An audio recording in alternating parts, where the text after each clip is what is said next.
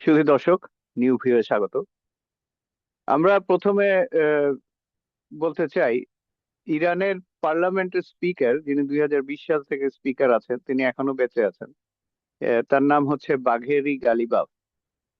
উনি রিসেন্টলি কিছু মেসেজ দিয়েছেন সোশ্যাল মিডিয়াতে, টুইটারে এবং অন্যান্য মাধ্যমে, যে উনি বলছেন যে তোমরা আসো, মানে আমেরিকান সোলজারদেরকে, যারা গ্রাউন্ড ট্রুপ নামাবে বলছে, তাদেরকে উনি বলেছেন, উই আর ওয়েটিং, আমরা অপেক্ষা করছি তোমাদের জন্য, তোমরা আসো। তো এটা একটা বিরাট থ্রেট টু আমেরিকান সোলজার্স। তার কারণ হচ্ছে যে আমরা যা জানি যে আমেরিকা 10,000 ট্রুপস আরো ডিপ্লয় করছে, এবং এছাড়াও 50,000 ট্রুপস মিডল ইস্টে আছে। বিভিন্ন আহ, তাদের যে বেস, যদিও বেস এখন নাই, তারা সব বিভিন্ন হোটেল এবং কি বলে সিভিল বাসাতে আশ্রয় নিয়েছে, এবং তারা ওখান থেকে বেরো হয়নি। আর দ্বিতীয় জিনিস হচ্ছে যে বেইজে, যদিও জর্ডানে এবং ইসরায়েলে এরা ডিপ্লয় হয়েছে, আমরা যতদূর জানতে পেরেছি।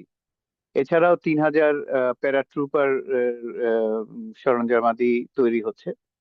আর অ্যাম্ফিবিয়ান যেই শিপস বা অ্যাম্ফিবিয়ান, এদের সাথে যে মেরিন যারা আছে, এরকম 2,500 এবং আরো কিছু যে ক্যারিয়ার আছে, যেমন USS Tripoli, it has moved. তো এটাও গালফের দিকে যাচ্ছে। এই ঘটনাগুলা ঘটছে যখন, বাঘেরি বলেছেন যে এরা এই সমস্ত আলোচনার মাধ্যমে এরা গ্রাউন্ড অ্যাটাক করবে, এতে কোনো সন্দেহ নেই। এবং সেটার জন্য প্রিপারেশন নেওয়া হয়েছে। আমরা আগের পর্বে বলেছিলাম যে 1 মিলিয়ন বা 10 লাখ সোলজার, ভলেন্টিয়ার অনেক আছে ইরানিয়ান, তারা যোগ দিবে এই যুদ্ধে। সো মোটামুটি প্রিপারেশন নেওয়া হয়েছে। ইন দ্য মেইন টাইম, আমরা দেখতে পেলাম যে পাকিস্তানের যে ফরেন মিনিস্টার, উনি একটা টুইট করেছেন বা বলেছেন যে ইরান তাদের 20টা জাহাজ আহ, প্রণালী, হরমুজ প্রণালী দিয়ে ছেড়ে দেওয়ার পারমিশন দিয়েছে, তাদের সাথে কথা হয়েছে। সো কিন্তু সেটা যাবে হচ্ছে দুইটা দুইটা করে, প্রতিদিন দুইটা করে জাহাজ যাবে। সো 20টা জাহাজ যেতে 40 দিন লাগবে, এরকম একটা ব্যাপার। সরি, 40 দিন না, 5 দিন লাগবে। আহ তাই তো, দুইটা করে হলে আহ, 5 দিন না, 10 দিন লাগবে 20টা জাহাজ যেতে। তো ইন দ্য মিন টাইম আমরা আরো জানি যে ডোনাল্ড ট্রাম্প বলেছেন যে Iran has give me a gift, এবং আমরা জানতে পেরেছি 10টা জাহাজ আমেরিকার যাবে এর ভিতরে, পাকিস্তানি ফ্ল্যাগে। সেটা একটা নেগোসিয়েশন হয়েছে, এবং পাকিস্তান ফরেন মিনিস্টার বলছে this is a very good gesture from Iran, যে আমরা একটা পিস ইয়েতে যেতে পারি। আপনারা জানেন যে পাকিস্তান এখানে দুতিয়ালি করছে ইরানের পিসের ব্যাপারে। তবে ইরানের পক্ষ থেকে বলা হয়েছে যে আমেরিকা যে 15 পয়েন্ট দাবি দিয়েছে, সেটা তারা বলেছে আমেরিকা যুদ্ধ করে যেটা করতে পারেনি, এখন তারা দুতিয়ালির মাধ্যমে বা কূটনৈতিক ভাবে সেটা অর্জন করতে চাচ্ছে। অর্থাৎ এটা একটা ইম্পসিবল ডিমান্ড ফ্রম আমেরিকা, যে ওরা এটাই চাচ্ছিল, যুদ্ধ করে এটা করবে, কিন্তু যুদ্ধ করে যেহেতু পারছে না ইরানের সাথে, এখন তারা কূটনৈতিক ভাবে একই ডিমান্ড চালু করে রেখেছে। অর্থাৎ ইরান কোনো নিউক্লিয়ার ইয়ে করতে পারবে না, ইরানের যত নিউক্লিয়ার সরঞ্জামাদি আছে, ইউরেনিয়াম, সেগুলো স্টক, সেগুলো হ্যান্ড ওভার করতে হবে যেই আন্তর্জাতিক যে অ্যাটমিক যে অ্যাসোসিয়েশন আছে তাদের কাছে। আর এছাড়াও ব্যালিস্টিক মিসাইল তৈরি করতে পারবে না। মানে মোট কথা, ইরানের যুদ্ধ ক্ষমতা বন্ধ, মানে ধ্বংস নস্যাৎ করে দিতে হবে। যুদ্ধ ক্ষমতা থাকতে পারবে না, মানে Iran weed B A toothless tiger. তো সেটা তো কখনোই মানতে পারে না ইরান। এই পর্যায়ে এসে তো এটা মানা সম্ভব না, এবং এটা মানলে ইরান আরো ধ্বংস হয়ে যাবে। তো এটা একদম টোটালি এমন একটা পয়েন্ট, মানে এমন একটা কি বলে অফার, যেটা হবে না। এটা আমেরিকাও হয়তো জানে যে এটা হবে না। এবং এই অফারের মাধ্যমে সে আগে যা করেছিল, 12 দিনের যুদ্ধ, এবং এইবারও যুদ্ধের আগে যে নেগোসিয়েশন হয়েছিল, সেম প্যাটার্নে আমেরিকা যাচ্ছে। At the same time, sorry, তারা একদিকে তো সোলজার পাঠাচ্ছে, গ্রাউন্ড ইনভেশন করবে, সেটাও তারা বিভিন্ন প্ল্যান করেছে, কোন কোন জায়গায় যাবে, কিভাবে যাবে, ইত্যাদি ইত্যাদি। তো আমরা দেখতে পাচ্ছি যে ইরান এই ব্যাপারে খুবই সচেতন, এবং তাদের যেই দাবি দেওয়া আছে তার ভিতরে একটা হচ্ছে সরি, হরমুজ প্রণালী তাদের আন্ডারে দিতে হবে, তারা হরমুজ প্রণালী চালাবে, এবং দিতে হবে ব্যাপারটা ওরকম না। এটা একটা আন্তর্জাতিক সমঝোতার জন্য তারা বলছে, কারণ তারা অলরেডি হরমুজ প্রণালী প্রণালী থেকে টোল আদায় করছে, যেটা $1 মিলিয়ন পার শিপ, যেটা ইউএনএ সবাই পরিশোধ করছে, সবাই মানে অলরেডি 2টা জাহাজ পরিশোধ করেছে এই জিনিসটা। আর এছাড়াও তাদের পার্লামেন্টে একটা বিল আনছে, যে যেখানে তারা বলছে যে এই হরমুজ প্রণালীর this is an income for Iran, এই টোল আদায়টা ইরানের জন্য এটা একটা ইনকাম হবে, সেটা নিয়ে তারা পার্লামেন্টে অবশ্যই এই বিলটা পাস হয়ে যাবে। সো হরমুজ প্রণালী তারা কন্ট্রোলে, ডিপ্লোম্যাটিক্যালি এবং পলিটিক্যালি কন্ট্রোলে রাখার দাবি করেছে। আর আদারওয়াইজ তো অনেক জিনিস আছে, আমেরিকার কোনো সোলজার থাকতে পারবে না মিডল ইস্টে। ইন দ্য মিন টাইম আমরা দেখতে পাচ্ছি যে ইরানের, এই সরি, ইসরায়েলের যেই অ্যারোস্লিং বা আয়রন ডোমের অবস্থা খুব খারাপ। তার কারণ হচ্ছে যে ওদের যে ডেজার্টে যে নিউক্লিয়ার ফ্যাসিলিটি আছে সেটার পাশে একটা কোয়ার্টারে বোম পড়েছে এবং মিসাইল পড়েছে, এবং আপনারা জানেন যে নিউক্লিয়ার ফ্যাসিলিটি হতে হবে সবচেয়ে নিশ্ছিদ্র, এখানে কোনো ধরনের বাদবিচার হবে না, সবচেয়ে নিশ্ছিদ্র একটা সিস্টেম থাকতে হবে যাতে নিউক্লিয়ার ফ্যাসিলিটি কখনো অ্যাটাক না হয়, কিন্তু সেটাও তারা মেনটেন করতে পারেনি ইসরায়েলিরা। অতএব নিউক্লিয়ার ফ্যাসিলিটিতেও অ্যাটাক করা সম্ভব হবে ইরানের পক্ষে, এবং তারা ইচ্ছাকৃতভাবেই পাশে যে কোয়ার্টার ছিল যেখানে তারা বলছে যে এখানে সায়েন্টিস্টরা থাকতো, সেটাকে ধ্বংস করেছে, যদিও ইসরায়েল এই ব্যাপারে কোনো কথা বলেনি। অন দ্য আদার হ্যান্ড আমরা দেখতে পাচ্ছি যে আরো 2টা ফ্রন্টে যুদ্ধ তৈরি হচ্ছে, মানে যুদ্ধ চলছে, এবং ইসরায়েল একটা ভালো মার খেয়েছে লেবাননে।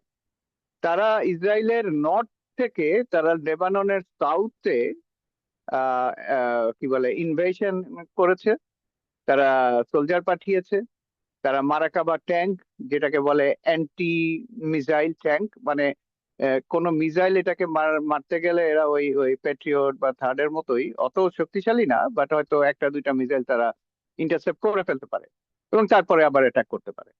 এরকম মারাকাবা ট্যাঙ্ক, যেটার দাম 2 মিলিয়নের উপরে, তো হয়তো আরো বেশি, আম, এবং এরকম একটা এই ট্যাঙ্ক গুলো একদিনে ইরান, এই লেবানন এর যারা হেজবুল্লাহ আছে, যারা যোদ্ধা, তারা কিন্তু, হেজবুল্লাহকে একটু বলে রাখি, হেজবুল্লাহ কিন্তু টেররিস্ট গ্রুপ না, দে আর পলিটিক্যাল ফরমেশন, পলিটিক্যাল পার্টি, একটা রাজনৈতিক এদের বৈশিষ্ট্য আছে।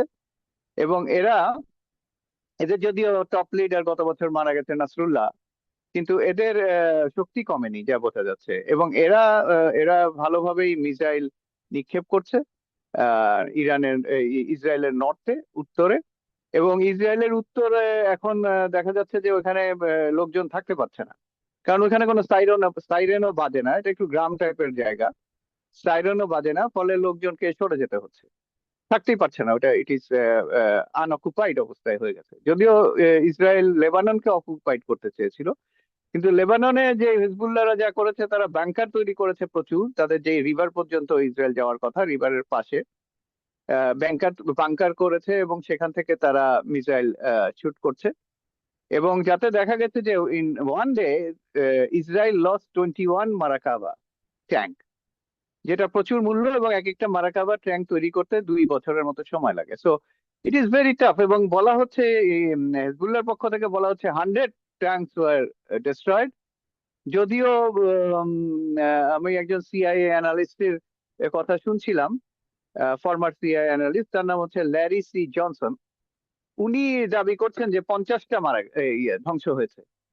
তো ওনার দি পয়েন্ট হচ্ছে যে 21টা একদিনে ধ্বংস করা it's not a matter of joke, যেটা রাশিয়া ইউক্রেন যুদ্ধেও হয়নি। আবার in the mean time so Iran একটা ইসরায়েল একটা ভালো ধাক্কা খেয়েছে, এবং তাদের চিফ অফ স্টাফ বলেছে যে উই আর থিনিং, মানে আমাদের সোলজার কমে যাচ্ছে, আমাদের আরো 12,000 লাগবে soldier.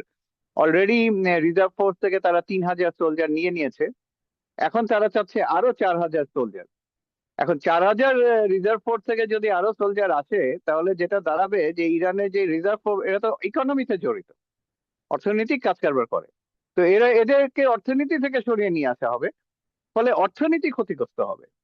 So it's a dilemma. এবং দেখা গেছে যে ইয়েতে, পার্লামেন্টে তারা দাবি করছে যে এই যেই অ্যাক্ট আছে, যে যেখানে সবাইকে, ইরানের জনগণকে যুদ্ধে জয়েন করতে হবে। কারণ আপনারা জানেন যে ইরানের সিটিজেন হলে আপনাকে 3 বছরের একটা যুদ্ধের প্রশিক্ষণ বাধ্যতামূলক। তো সেজন্যই তারা ওখান থেকে সোলজার নিবে বলে চিন্তা করছে, দেখা যাক কি হয়। কিন্তু এটাও তাদের জন্য খুব একটা কনভেনিয়েন্ট হবে না, এবং এত তাড়াতাড়ি এত কি বলে সোলজার পাওয়াটাও খুব একটা কনভেনিয়েন্ট হবে না। On the other hand, Hezbollah is moving. আমরা জানি 2006-এ এরকম একটা অ্যাটাক করেছিল ইরান, এবং তারা ওখানে ভালো মার খেয়েছিল, এবং হেজবুল্লাহ প্রোটেক্টেড, এবং হেজবুল্লাহ সাউথ লেবানন ইন্ট্যাক্ট রেখেছে।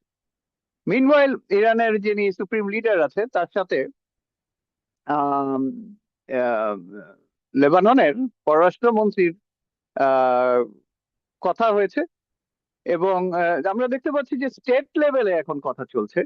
হেজবুল্লাহকে স্টেট লেভেলে অ্যাক্টিভ করেনি, বা অ্যাক্টিভ ফোর্স হিসাবে চিন্তা করছিল না লেবানিজ গভর্নমেন্ট।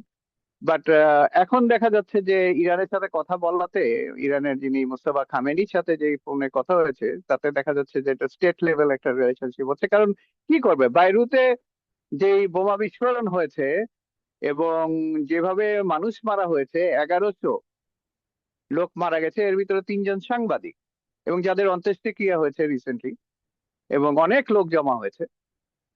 তো এই পরিস্থিতিতে Lebanese government is in dilemma, এবং তারা ইরানের সাথে কথা বলছে। এবং আমার মনে হয় লেবানন এটা রাখতে পারবে না। ইসরায়েলিরা ওখান থেকে বেরিয়ে আসছে, এবং ওখানে একজন সোলজারও মারা গেছে। So they are in panic situation now. এবং তাদের আরো বিভিন্ন তথ্য থেকে জানা যাচ্ছে যে তাদের যেই অ্যান্টি মিসাইল সিস্টেম, সেগুলো এখন আর ঠিক মতো কাজ করছে না। ফ্রিলি ইরানের ড্রোন গুলো, শাহিদ ড্রোন, খুবই স্লো মুভিং ড্রোন, এগুলো অ্যাটাক করছে ইরানের ইসরায়েলের বিভিন্ন জায়গায়। এবং এতদিন ইরান ইসরায়েলের অসামরিক বা বেসামরিক জায়গাগুলোতে অ্যাটাক করছিল না, কিন্তু এখন ইরান এখন অ্যাটাক করছে। কারণ হচ্ছে ইসরায়েল অ্যাটাক করছে আহ, বেসামরিক জায়গাগুলোতে। আহ, মানে এটাই মানে সামরিক জায়গা থেকেও বেসামরিক জায়গাগুলোতে অ্যাটাক করছে এখন। আম, এছাড়াও দেখা যাচ্ছে যে আরেকটা ফ্রন্টে, ইসরায়েলের another front, that is Yemen, Houthi, এরা যেটা করছে যে এরাও বলেছে যে তারা চোক পয়েন্ট যেটা আছে রেড সিতে, সেটা তারা বন্ধ করে দিবে। এখান থেকে কোনো যুদ্ধ জাহাজ বা ওয়েস্টার্ন জাহাজ, আমেরিকান এবং ইউরোপিয়ান, এরা যেতে পারবে না। অলরেডি আমি দেখেছি যে ইউরোপিয়ান ইউনিয়ন একটা মেসেজ দিয়েছে, স্টেটমেন্ট দিয়েছে সমস্ত আমেরিকান এবং ইউরোপিয়ান জাহাজগুলোকে টু অ্যাভয়েড দ্যাট পয়েন্ট, মানে রেড সি অ্যাভয়েড করার জন্য অলরেডি তারা বলে দিয়েছে, to secure. So war is escalating. এবং আরেকটা ব্যাপার হচ্ছে যে হুতি, আহ, হুতি হচ্ছে সৌদি আরবের একদম সাউথে, ইয়েমেন যেটা, হুতি জনগোষ্ঠী, তারা অলরেডি ইসরায়েলে মিসাইল অ্যাটাক করেছে ইসরায়েলের সাউথে, ওয়েস্ট ব্যাংক, গাজা, ওই ওই এলাকার পাশে। এবং এটা একটা threat. At the same time আমরা দেখছি যে সৌদি আরব এবং ইউনাইটেড আরব এমিরেটস, এরা আমেরিকার সাথে জয়েন করেছে, আমেরিকা ইসরায়েলের সাথে এই যুদ্ধে জয়েন করেছে। বিভিন্ন সূত্র থেকে খুব তথ্য পাওয়া যাচ্ছে। অনেকে বলছে যে তারা বলেছে জয়েন করবে, কিন্তু তারা এখনো করেনি ইত্যাদিতে, কিন্তু তারা জয়েন করেছে। এবং যার কারণে ইউএই তে এবং বিশেষ করে সৌদি আরবে ইসরায়েল একটা, সরি, আহ, ইরান একটা অ্যাটাক করেছে, এবং সেখানে আমেরিকান আহ, যুদ্ধ জাহাজ ক্ষতিগ্রস্ত হয়েছে। এছাড়াও কিছু ট্যাঙ্কার, মানে এয়ার ট্যাঙ্কার, সেগুলো ক্ষতিগ্রস্ত হয়েছে। এইভাবে চলছে। এবং Iran is ready, and Iran is getting the upper hand every day is going.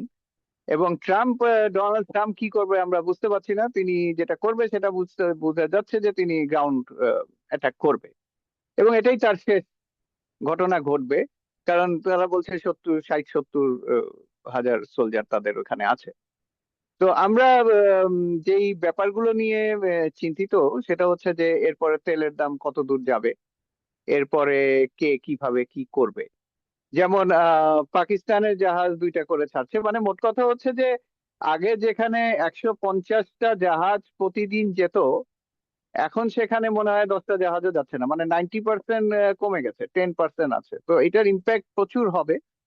এবং আমরা দেখছি যে ইরানের যে সুপ্রিম কমান্ড, তারা রিসেন্টলি ইরাকের সুপ্রিম কমান্ড যিনি আছেন, মানে তাদের যে শিয়া সুপ্রিম কমান্ড ইরাকেও আছে, তার সাথে উনি কথা বলেছেন এবং উনি ধন্যবাদ জানিয়েছেন যে তারা রেজিস্ট্যান্স গড়ে তুলেছে আমেরিকানদের এগেনস্টে।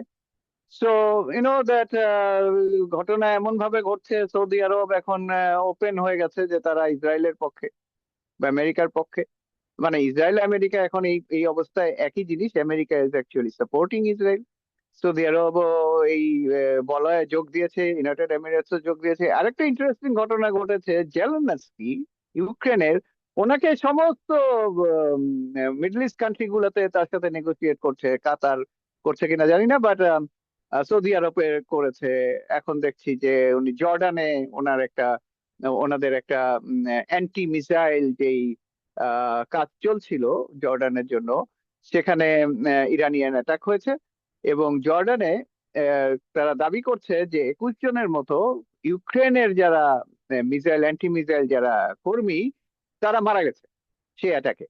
সো আমরা দেখতে পাচ্ছি যে একদিকে যখন রাশিয়া ইউক্রেন যুদ্ধ চলছিল ইউরোপে, সেই ইউক্রেন এই যুদ্ধটাকে, এই রাশিয়া ইউক্রেন যুদ্ধটাকে এখন শিফট করে মিডল ইস্টে নিয়ে আসা হচ্ছে বলে মনে হচ্ছে। কারণ জেলেনস্কি তার যুদ্ধ ফেলে সে এখানে এসে যুদ্ধের জন্য হেল্প করার কথা বলছে সৌদি আরবকে, এবং যেটাকে বলে হচ্ছে জর্ডান এবং ইউনাইটেড আরব এমিরেটস সহ আরো অন্যান্য, বাহরাইন, আরো অন্যান্য মিডল ইস্ট কান্ট্রি গুলোতে। তো দেখা যাক কোথায় যায়। তবে একটা জিনিস কনফার্ম যে এটা স্কেলেট করছে এবং যুদ্ধ আরো বড় হবে এবং ক্ষয়ক্ষতি প্রচুর হবে। আমেরিকান জেনারেলরা বারবারই বলছেন যে কচু কাটা হবে আমেরিকান সোলজাররা। এখানে আমরা দেখেছি যে আমেরিকায় নো কিংস ডে প্যারেড হয়েছে, র্যালি হয়েছে। নো কিংস ডে না, মানে নো কিংস একটা ইয়ে, যে আমেরিকায় কোনো রাজা থাকতে পারবে না, জনগণই এটার ব্যাপার। এবং আমেরিকান জনগণের উপরে, এমনকি ইসরায়েলের জিউস যারা আছে, যারা জায়নিস্ট না, যারা চায় ইসরায়েল দেশটা ধ্বংস হোক বা এটা এই গভর্নমেন্ট শেষ হোক, অ্যাপার্থাইড গভর্নমেন্ট যেটা, রেসিস্ট গভর্নমেন্ট যেটা, যেটা শেষ হোক, এটা ধ্বংস, মানে এই গভর্নমেন্ট চেঞ্জ হোক, তারাও বলছে যে আমরা আমেরিকান জনগণের উপরে তাকিয়ে আছি। So we all hope for American population, American people. বাংলাদেশের জনগণ যেভাবে রায় দিয়ে একটা প্রগ্রেসিভ দলকে বাংলাদেশের রাজনীতিতে নিয়ে এসছে, আমেরিকানরাও সেটা করছে। এবং মিড টার্মে দেখা যেতে পারে যে ডেমোক্রেটরা আপার হ্যান্ড পাবে এবং রিপাবলিকানরা হয়তো সিনেট এবং কংগ্রেসে সিট লুজ করবে। তো আমরা দেখি, আমরা এর ব্যাপারে আপডেট আরো জানাতে থাকবো আপনাদেরকে। আমাদের সাথে থাকবেন। ধন্যবাদ।